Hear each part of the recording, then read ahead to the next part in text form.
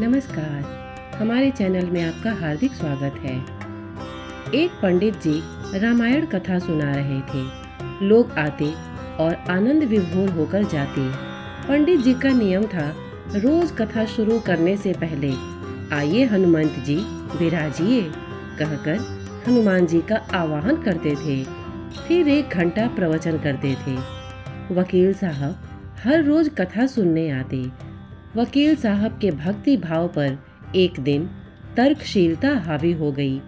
उन्हें लगा कि महाराज रोज आइए हनुमंत जी विराजिए कहते हैं, तो क्या हनुमान जी सचमुच आते होंगे?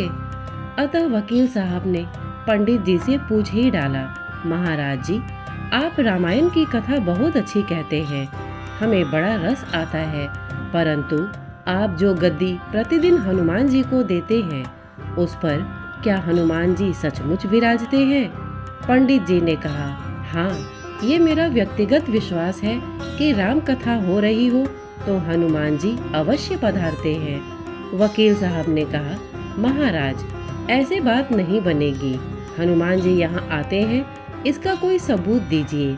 आपको साबित करके दिखाना चाहिए कि हनुमान जी आपकी कथा सुनने आते हैं। महाराज जी ने बहुत समझाया कि भैया, आस्था को किसी सबूत की कसौटी पर नहीं कसना चाहिए। यह तो भक्त और भगवान के बीच का प्रेम रस है, व्यक्तिगत श्रद्धा का विषय है। आप कहो तो मैं प्रवचन करना बंद कर दूं या आप कथा में आना छोड़ दो। लेकिन वकील साहब नहीं माने।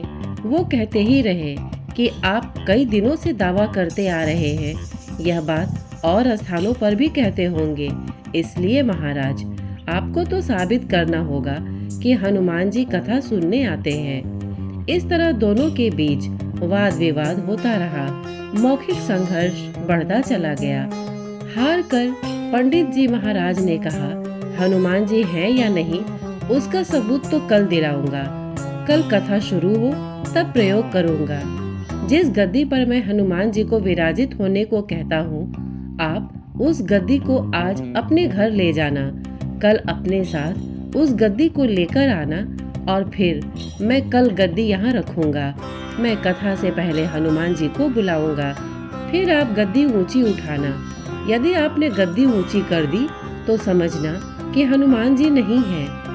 वकील साहब इस कसौटी के लिए तैयार हो गए। पंडित जी ने कहा, हम दोनों में से जो पराजित होगा वो क्या करेगा, इसका निर्णय भी कर ले। यह तो सत्य की परीक्षा है। वकील साहब ने कहा, मैं गद्दी ऊंची न कर सका तो वकालत छोड़कर आपसे दीक्षा लूंगा। आप पराजित हो गए तो क्या करोगे? पंडित जी ने कहा, मैं कथा वाचन छोड़कर आपके ऑफिस का चपरासी बन जाऊंगा। अगले दिन कथा पंडाल में भारी भीड़ हुई। जो लोग रोजाना कथा सुनने नहीं आते थे, वे भी भक्ति, प्रेम और विश्वास की परीक्षा देखने आए। काफी भीड़ हो गई। पंडाल भर गया। श्रद्धा और विश्वास का प्रश्न जो था। पंडित जी महाराज और वकील साहब कथा पंडाल में पधारे। गद्दी रखी गई। पंडित जी ने सजल नेत्रों से मंगलाचरण किया और फिर बोले, आइए हनुमंत जी विराजिए। ऐसा बोलते ही पंडित जी के नेत्र सजल हो उठे। मन ही मन पंडित जी बोले, प्रभु, आज मेरा प्रश्न नहीं बल्कि रघुकुल रीति की परंपरा का सवाल है। मैं तो एक साधारण जन हूँ, मेरी भक्ति और आस्था की लाज रखना। फिर वकील साहब को निमंत्रण दिया गया, आइए गद्दी ऊंची कीजिए। लोगों की आंखें जम गईं। वकील साहब खड़े हुए। उन्होंने गद्दी उठाने के लिए हाथ बढ़ाया, पर गद्दी को स्पर्श भी न कर सके। जो भी कारण रहा, उन्होंने 3 बार हाथ बढ़ाया, परंतु तीनों बार असफल रहे। पंडित जी देख रहे थे। गद्दी को पकड़ना तो दूर, वकील साहब गद्दी को छू भी न सके।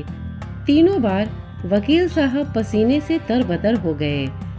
वकील साहब पंडित जी महाराज के चरणों में गिर पड़े और बोले, महाराज, गद्दी उठाना तो दूर, मुझे नहीं मालूम कि क्यों मेरा हाथ भी गद्दी तक नहीं पहुंच पा रहा है।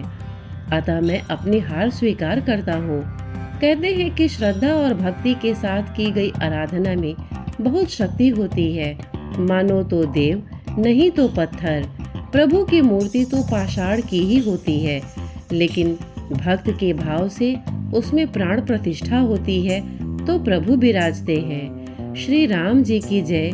हे नाथ, हे मेरे नाथ, आप कृपा के सागर हैं। जय बजरंगबली की।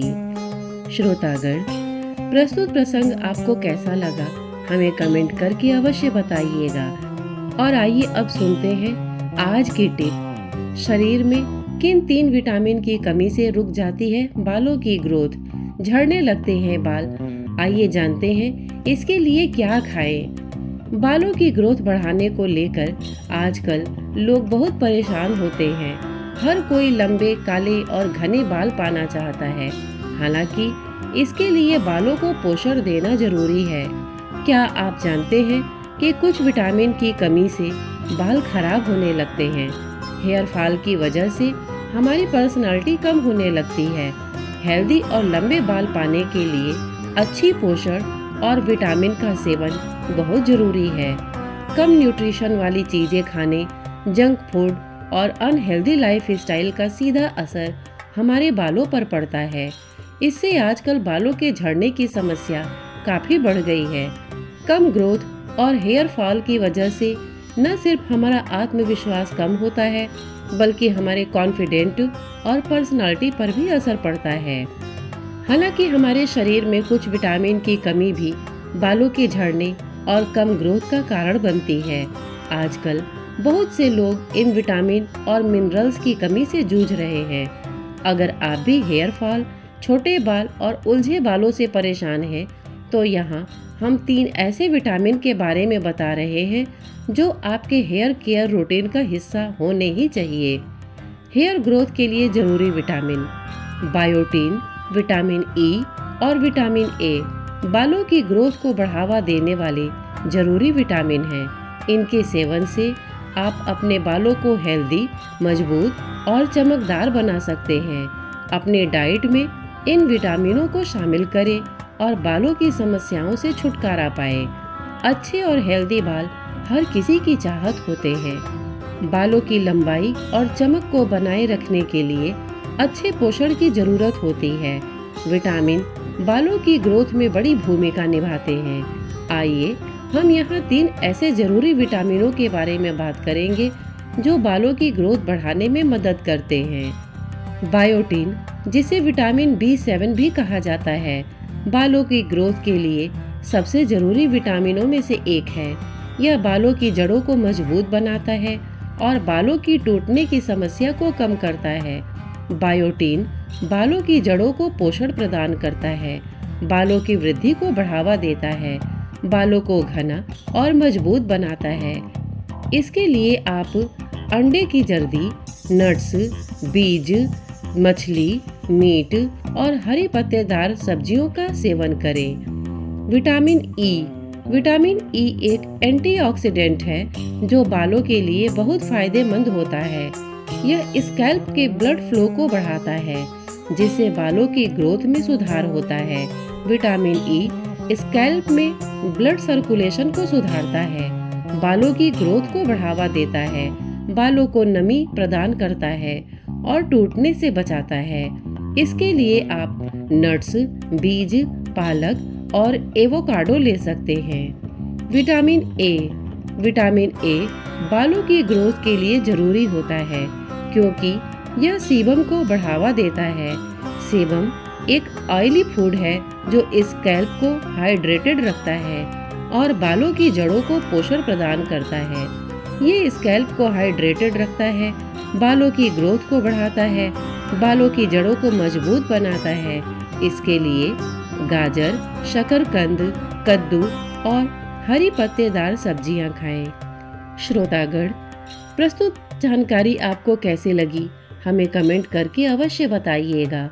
साथ ही इतने धैर्य से इसे सुनने के लिए आपने अपना बहुमूल्य समय दिया, इसके लिए आपका बहुत बहुत धन्यवाद। नमस्कार।